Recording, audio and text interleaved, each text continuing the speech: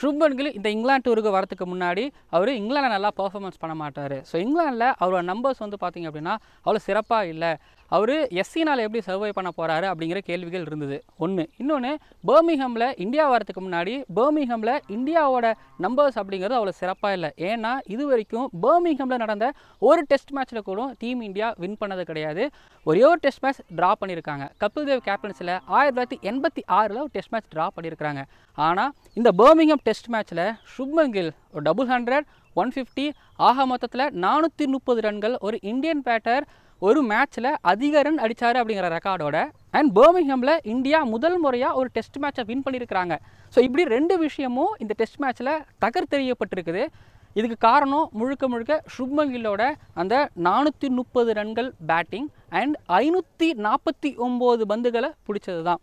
So Shubman Gill இதுக்கு முன்னாடி இங்கிலாந்து சீரீஸில் ஏன் அவரால் ஸ்கோர் பண்ண முடியல, இங்கே ஒரே மேட்ச்சில் 430 ரன்கள் எப்படி அடித்தார், அவருக்கு இருந்த பிரச்சனைகள் என்ன, எப்படி அவர் அந்த பிரச்சனையிலேருந்து வெளியில் வந்து அவ்வளோ ரன்கள் அடித்தார், அவ்வளோ பால்களை ஃபேஸ் பண்ணார். இந்த வீடியோ சுப்மன் கில் எப்படி விளையாண்டாரு அப்படிங்கிறத தாண்டி ஸோ கிரிக்கெட் ஆடக்கூடிய நீங்கள் ஒரு அண்டர் 15 இருக்கலாம், அண்டர் 19 பிளேயராக இருக்கலாம், ஈவன் நீங்கள் ஒரு காலேஜ் கிரிக்கெட்டராக கூட இருக்கலாம், உங்களுக்கு ஒரு பேட்டராக இருந்தீங்கன்னா யூஸ்ஃபுல்லாக இருக்கும். சுப்மன் கில்லோட டெக்னிக்கை கொஞ்சம் ஃபாலோ பண்ணிங்க அப்படின்னா கண்டிப்பாக உங்களால் கொஞ்சமாவது ஸ்கோர் பண்ண முடியும். போன வீடியோவில் KL ராகுல் எப்படி ஹெடிங்லியில் 247 பால் பிடிச்சாருங்கிற வீடியோ நீங்கள் போய் பார்த்துட்டு வாங்க. அதுக்கு முன்னாடி சப்ஸ்கிரைப் பண்ணாதவங்க சப்ஸ்கிரைப் பண்ணுங்கள். பர்மிங்ஹாமில் 430 ரன்னும் 550 பால்களும் ஃபேஸ் பண்ண சுப்மன் கில்லுக்கு என்ன பிரச்சனை அவருக்கு இருந்தது எஸ்சினால் அப்படின்னா, அவருக்கு வந்து இந்த அவுட் சைட் ஆஃப் பால் எதை விடுறது எதை ஆடுறது அப்படிங்கிற பிரச்சனை அவருக்கு இருந்தது. ஆக்சுவலி KL ராகுல் 247 ரன்னு ஹெடிங்லியில் அடிக்கும்போது வந்து பார்த்திங்க அப்படின்னா அவருக்கு அந்த chest outside off stump, அதாவது ஆஃப் ஸ்டெம்புக்கு பக்கத்தில் வரக்கூடிய அந்த 4வது ஸ்டெம்புக்கு வரக்கூடிய பால்களை வந்து பார்த்திங்கன்னா அவரால் லீவ் பண்ணி அண்ட் அதுக்கப்புறம் அவருக்கு டிஃபென்ஸ் பண்ணி ஆடுறதுக்கான அவருக்கு நல்ல டெக்னிக் இருந்ததுங்கிறத நம்ம பேசியிருந்தோம். சுப்மன் கில் இப்போ அதில் தான் இம்ப்ரூவ் பண்ணியிருக்காரு. ஆனால் அவருக்கு இந்த chest outside off stump ball, அதுக்கப்புறம் உள்ளே வர இன்கமிங் டெலிவரி, இன்ஸ்விங்கிங் டெலிவரியிலே அவருக்கு பிரச்சனை இருந்துச்சு. அது மட்டும் தான் பிரச்சனை இல்லை. நீங்கள் வேர்ல்டு டெஸ்ட் சாம்பியன்ஷிப் ஃபைனல் 2023 எடுத்துக்கிட்டிங்கனாலும் அவர் பார்த்தீங்கன்னா பாலை பிளைண்டாக லீவ் பண்ணியிருப்பார். ஸோ அப்போது சுப்மன் கில் கிரீஸுக்குள்ளே வந்தாலே ஸ்டெம் டு ஸ்டெம் போடணும். அதாவது இன்கமிங் டெலிவரி, இன்ஸ்விங்கிங் டெலிவரி உள்ளே வெளில எடுத்துகிட்டு போனால் அவர் கொஞ்சம் கன்ஃபியூஸ் ஆவார் அப்படிங்கிறது தான் பிளானே.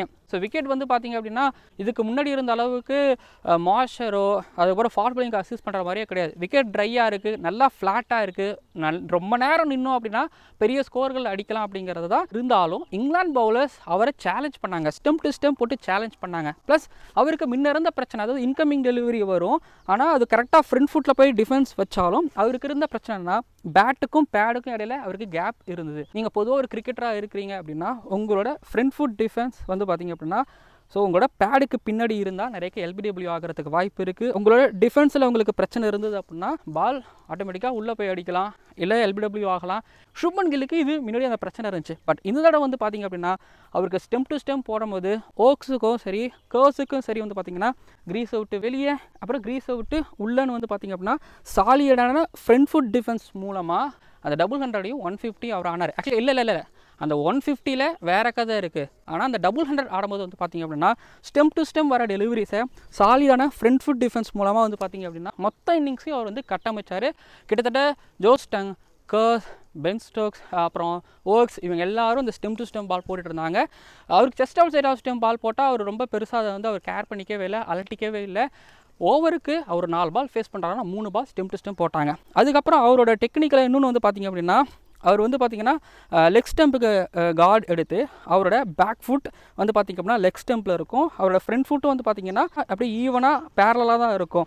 பட் முன்னாடி வந்து அழகாக பிளாக் பண்ணும்பொழுது, ஐ மீன் பேடுக்கு முன்னாடி பேட்டு வரும்பொழுது உங்களோட டிஃபென்ஸ் ரொம்ப ஸ்ட்ராங்காக இருந்தது அப்படின்னா உங்களை 3 ஸ்டெம்பையும் நீங்கள் கவர் பண்ணிடுவீங்க. ப்ளஸ் LBWலேருந்து நீங்கள் தவிர்த்துருவீங்க. விக்கெட் ஃப்ளாட்டாக தான் இருக்குது, ஸ்டெம் டு ஸ்டெம் போடுறாங்க, இதை விட என்ன கஷ்டம் உங்களுக்கு, ஜாலியாக பேட்டர்ஸ் ஆடிடலாமே அப்படின்னு நீங்கள் யோசிக்கலாம். பட் சேலஞ்சே இதுதான், நீங்கள் எவ்வளோக்கு பால்ஸ் ஆடுறீங்க அப்படிங்கிறது தான் மல்டி டேயில் ரொம்ப முக்கியம். அண்ட் அதே நேரத்தில் சுப்மன் கில் ரன்னை வந்து கன்வெர்ட் பண்ணாமல் இல்லவே இல்லை. ஸோ ஃபஸ்ட் இன்னிங்ஸில் அந்த 100 அடிக்கிறதுக்கான காரணம் அவரோட சாலிட் டிஃபென்ஸ். அரைச்ச மாவு அரைக்கணும்னு சொல்லுவாங்க, அது எல்லாரும் கிண்டலுக்கு சொல்லுவாங்க. பட் கிரிக்கெட்டை பொறுத்த வரைக்கும் அதுதான், நீங்கள் செஞ்ச வேலையை திரும்ப திரும்ப திரும்ப திரும்ப திரும்ப சலிக்காமல் செய்யணும், அது ரொம்ப சரியாக செய்யணும் அப்படிங்கிறது தான் இங்கே விஷயமே. அதை சுப்மன் கில் எங்கேயும் சலிப்பாகாமல் அதை பண்ணதுனால தான் ஒரு 100 அடிக்க முடியுது. அந்த 100ல் இது வரைக்கும் ஒரு இந்தியன் கேப்டன் அடித்த அதிக ரன்னு, அதுக்கப்புறம் எஸ்சினால் ஒரு ஏஷியன் கேப்டன் அடித்த முதல் 100 அதிக ரன்னு, சுனில் கவாஸ்கர் ராகுல் டிராவிடுக்கு அப்புறம் சுப்மன் கில் தான் இங்கிலாண்டில் 100 அடிச்சிருக்கிறாருன்னு சொல்லி அந்த ரெக்கார்டு வரதுக்கான காரணம் என்னென்னா, முன்னாடி இந்த பேட்டுக்கும் பேடுக்கும் இடையில இருந்த கேப்பு, அதுக்கப்புறம் எந்த பால் லீவ் போகணும் எந்த பால் டிஃபென்ஸ் வைக்கணுங்கிறதுல குழப்பம், இது எல்லாத்தையும் மீறி தான் அவரால் அந்த 100 அடிக்க முடிந்தது. ஸோ டெக்னிக் ரொம்ப ஸ்ட்ராங்காக இருந்து சுப்மன் கில் கிட்ட அப்ளை பண்ணி பாருங்கள். கண்டிப்பாக ஹைலைட்ஸில் பார்த்தீங்கன்னா அந்த பேக்கேஜில் அவர் டிஃபென்ஸ் வச்ச பேக்கேஜ் இருக்கவே இருக்காது. ஃபுல் மேட்ச் உட்காந்து பார்த்தவங்களுக்கு தெரியும். சுப்மன் கில்லோட அந்த 150, அதாவது ஃபஸ்ட் இன்னிங்ஸில் வந்து பார்த்தீங்க அப்படின்னா அவர் வெறும் அடித்தது 3 6, பட் செகண்ட் இன்னிங்ஸில் வந்து பார்த்தீங்க அப்படின்னா 8 6 அடிச்சிருப்பார். 8 6 எப்படி ஃபஸ்ட் இன்னிங்ஸில் ஒரு மாதிரி டிஃபென்சிவாக போனவர் செகண்ட் இன்னிங்ஸில் எப்படி அக்ரெசிவாக ஆனார். பஷீரை நிறைய அடித்தார், ஐ மீன் ஸ்லாக்கு ஸ்வீப்பு இதெல்லாம் அடித்தார், ஒரு பக்கம் இருக்கலாம். பட் பென் ஸ்டோக்ஸ் என்ன பண்ணார் அப்படின்னா, சுப்மன் கில் வந்து ஷார்ட் அண்ட் ஜம்ப் புல் சூப்பராக ஆடுவார். ஃப்ரண்ட் ஆஃப் ஸ்கொயரில், அதுக்கப்புறம் ஸ்கொயராக பிஹைண்ட் த ஸ்கொயரில் சுப்மன் கில் எந்த அளவுக்கு புல் ஷாட் ஃப்ளாட் ஆடுவாருங்கிறதுக்கு நல்லாவே தெரியும். இதை ரோஹித் சர்மா வந்து பேட்டிங் பண்ணாலும் ஒன்று பண்ணுவாங்க. ரோஹித் சர்மா புல் ஷாட் ரொம்ப நல்லா ஆடுவார், ஐ மீன் 10க்கு 9 தடவை அந்த புல் ஷாட்டை நல்லா கனெக்ட் பண்ணிடுவார்.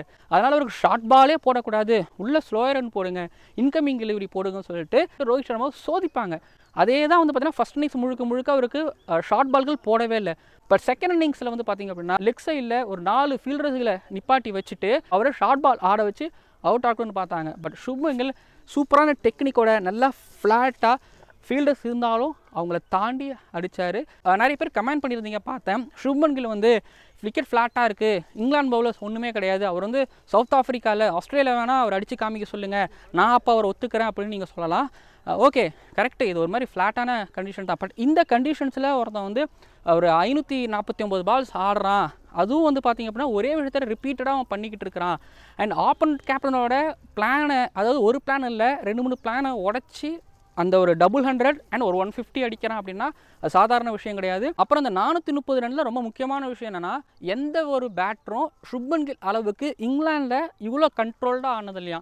ஃபஸ்ட் இன்னிங்ஸில் கிட்டத்தட்ட 94% ஆஃப் கண்ட்ரோல் இருந்தது, செகண்ட் இன்னிங்ஸையும் சேர்த்து 96.56% கண்ட்ரோல் இருந்துச்சு. ஐ மீன் அவர் ஒரு 10 பால் ஃபேஸ் பண்ணுறாருன்னா அந்த 10 பாலையும் சரியாக ஆடி இருக்கிறாராம், புரியுதுங்களா. இன்சைட் ஏஜ் இல்லாமல் 549 பால் ஒருத்தரால் ஆட முடிஞ்சிருக்குது அப்படின்னா உங்களால் முடியுமா? அப்போ இது சாதாரண இன்னிங்ஸாக, அசாத்தியமான ஒரு இன்னிங்ஸாக நான் பார்க்குறேன். கண்ட்ரோல் 96% அப்படிங்கிற கண்ட்ரோல்.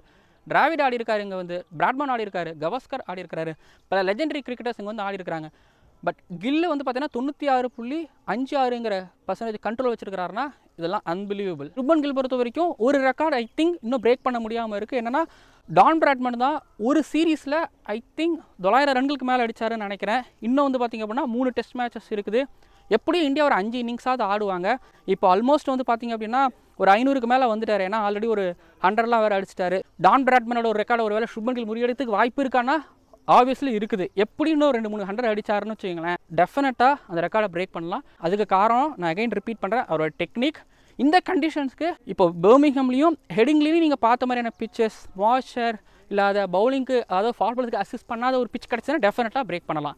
ஸோ வீடியோ பிடிச்சிருக்குன்னு நான் உங்களுக்கு நம்புகிறேன். அண்ட் நீங்கள் ஒரு கிரிக்கெட்டராக இருந்தீங்கன்னா டெஃபினட்டாக கார்டு எடுக்கிறதுலேருந்து உங்களை டிஃபென்ஸ் வரைக்கும் ஃபுட் ஒர்க் வரைக்கும் செக் பண்ணுங்கள். நீங்கள் கமெண்ட் பண்ணுங்கள், டான் பிராட்மனோட அந்த ரெக்கார்டை கேப்டன் சுப்மன் கில் முறியடிப்பாரா அப்படிங்கிற. ஸோ அடுத்த ஒரு நல்ல ஒரு வீடியோவில் உங்களை நான் சந்திக்கிறேன். ஏதாவது ஒரு ஃபாஸ்ட் பவுலர் இன்னும் பெட்டராக டெக்னிக்கலாக நல்லா பண்ணாருன்னா அதை பற்றி எக்ஸ்பிளைன் பண்ணணும்னு நான் வந்து ரொம்ப ஆவலாக இருக்கேன். ஏன்னா வெறும் பேட்டர்ஸை பற்றி மட்டும் தானே பேசிகிட்டு இருக்கேன், பவுலர்ஸை பற்றியும் பேசணும்னு நான் ஆசைப்பட்றேன். பார்ப்போம் இந்த சீரீஸில் ஏதாவது ஒரு லாட்ஸில் ஃபினிஷாக ஒரு மாஸ்டராக இருக்கிற விக்கெட் கிடச்சாங்கன்னா பேசலாம். வீடியோ நிறைவடைகிறது. மறக்காமல் சப்ஸ்கிரைப் பண்ணுங்கள். அடுத்தடுத்த வீடியோக்குள்ள உங்களை நான் சந்திக்கிறேன்.